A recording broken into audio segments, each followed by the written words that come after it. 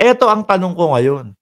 Sabi ni dating Pangulong Duterte, inalagaan niya, no? Um, Siya ang bahala dun sa mga kapulisan. Okay nga lang, beng-beng niyang beng-beng. Ako bahala sa inyo.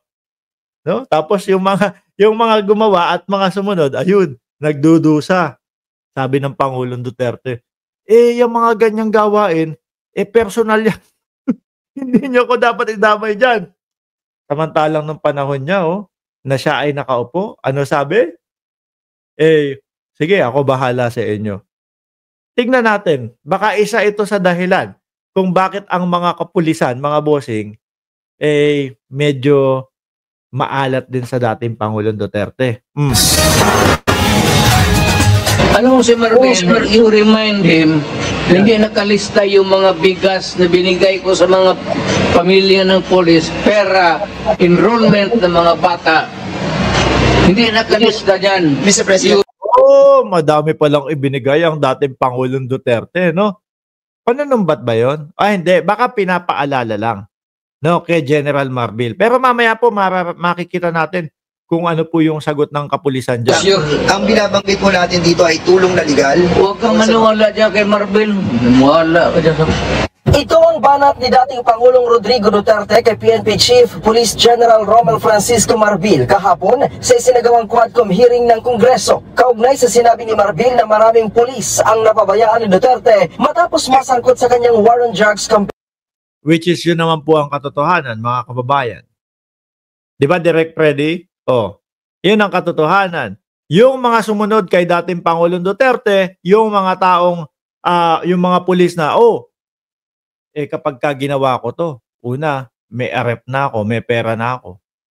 Dahil, kumbaga, may reward. Pangalawa, hero pa ako sa mata ng sambayan ng Pilipino. Kasi yung tsunugi ko, di umanong bumabatak o di umanong nagtutulak. Pangatlo, may utos ng dating Pangulong Duterte na okay lang ng ganun. Diba? So, lahat yun positibo para doon sa pulis, mga kababayan. So, siya naman, banat! Tara! No? Positive lahat sa atin. Pero, nung nawala na po sa posisyon ng dating Pangulong Duterte, wait lang.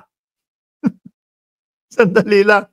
Hindi ko pala kayo sagot. Bahala kayo dyan sa buhay ninyo. No? Ganun po kasi lumalabas, mga kababayan eh. May karapatan nga namang magmaasim yung mga kapulisan natin. Kumbaga, nilagay mo sa hukay yung isang paa namin Ang PNP umalag sa sinabi ng dating Pangulo. Kakapatan po ng ating dating Pangulo sa mga kanyang pananalita, but the records will not lie po. Ayon kay sabi, the records will not lie. Ibig sabihin, naka-record lahat. No? Ibig sabihin, may patunay ang mga kapulisan, mga kababayan. Ibig sabihin ba nito, nagpe-fake news ang dating Pangulong Duterte? PNP Public Information Office Chief Police Brigadier General Jean Fajardo, suportado ng datos ang naging pahayag ni General Marbil kaugnay sa mga pulis na naapektuhan sa kampanya laban sa illegal na droga noong panahon ng panunungkulan ni dating Pangulong Duterte. Di ba ang dami nga pong nakakasuhan, mga kababayan, ng mga kapulisan? Sabi ni Master Chief, sagot daw ng mga pulis, as usual, iiwan ka sa ere, which is ganun po yung nangyayari. This is not only the statements of our Chief PNP, this is the records na nandun po sa PNP na ito'y galing sa ating DPRM, sa ating Directorate for Personnel and Records Management, particularly yung mga killed in action, wounded in action. Dun sa mga nakasuhan po naman natin, ang nag-provide ng data po niyan ay DIDM. So, hindi ito biro po itong data po na ito, ma'am. So, kompleto, mga kababayan. May karapatan si General Marbil na magsalita ng yung mga sumunod sa kanya, sira ang mga buhay. Dahil kumpleto ebidensya, kumpleto yung mga nakasulat. Ang dating Pangulong Duterte, ako bahala sa inyo! nung nawala na. Ma'am, hindi po personal yun. No? Hindi po napapasa yun. Kung sino yung gumawa, siya lang yun. Biglang wala na, bigla nang lumalabas sa eksena.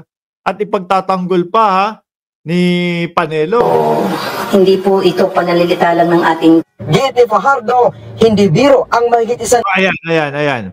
bilang ng pulis na naapektuhan ng laban kontra sa pinagbabawal na gamot. O, July 2016 to June 2022, yung nategi 312, yung nasugatan 974, dismissed sa panunungkulan 197, incarcerated 20, with criminal charges 114.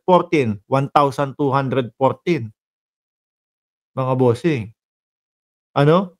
Ang nasira ang buhay. Libong pulis na naapektuhan ng war on drugs mula July 2016 hanggang June 2022. Mula sa nasabing bilang, mahigit 300 dito ang nasawi. Halos 1,000 naman ang nasaktan habang gumaganap ng kanilang trabaho. Nasa 175 na pulis ang natanggal sa serbisyo at 20 ang nakakulong na. At mahigit 200 ang patuloy na humaharap.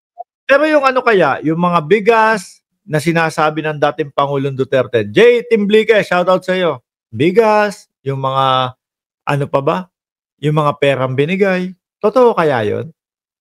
O baka ano lang din? Baka chismax lang din ng dating Pangulo. Ano? Kasi magkakaroon ka na ng duda sa kanya ngayon eh. Yung sinasabi niyang sagot niya yung mga kapulisan, wala naman eh. Oh. Yung kayang mga sinasabi niya, pinagbibigyan ko yan, mga bigas, ganito, etc., etc. Totoo din kaya, mga kababayan? Yun ang iiwan tanong natin sa inyo, mga bossing. No?